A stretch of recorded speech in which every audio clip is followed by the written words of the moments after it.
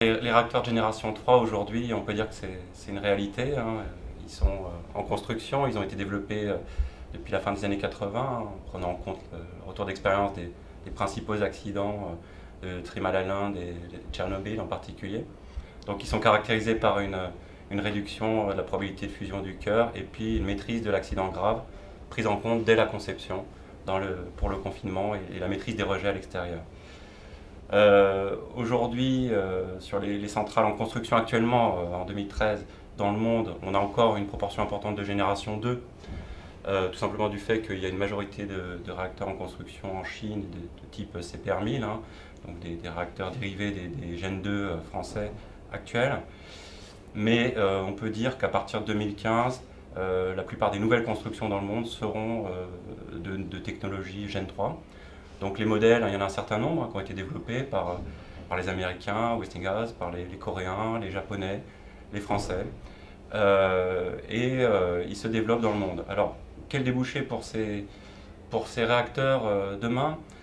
Aujourd'hui, les prospectives de l'Agence internationale de l'énergie prévoient une hausse significative de la puissance nucléaire installée dans le monde, hein, à horizon 2030. En légère baisse par rapport à ce qu'on estimait dans les débuts des années 2000.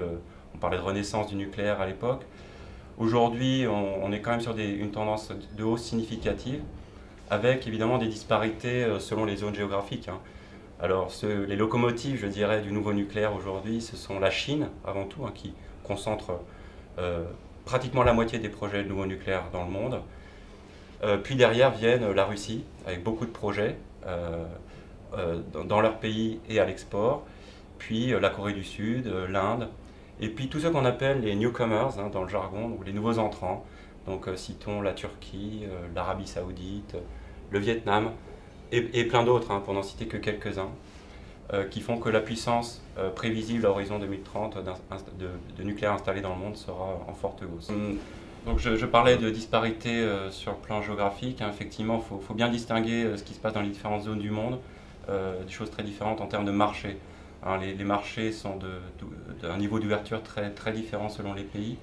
En Russie, par exemple, on va construire que des réacteurs russes, alors qu'en Chine aujourd'hui, la Chine absorbe la plupart des technologies développées par les Occidentaux, que ce soit les Américains, les Français, les Canadiens, et développe elle-même ses propres technologies propriétaires, ce qui fait qu'aujourd'hui, la Chine a un exemple assez unique où on trouve à peu près toutes les technologies de génération 3 en cours de construction.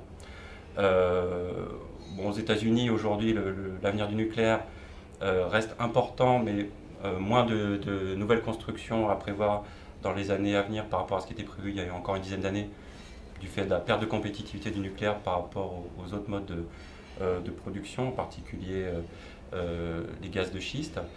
Et il est important de parler de l'Europe, qui est aussi une zone géographique tout à fait intéressante et particulière, dans laquelle on trouve à peu près toutes les politiques énergétiques possibles, entre les Allemands qui sortent du nucléaire, les Suisses qui sont en passe de l'être, et puis ceux qui relancent des programmes nucléaires. Parlons de la Finlande, de la Suède, de la République tchèque, et des nouveaux entrants comme la Pologne. Donc, et en Europe, ce qui est intéressant de rappeler aussi, c'est que les marchés sont ouverts avec des appels d'offres et une vraie concurrence.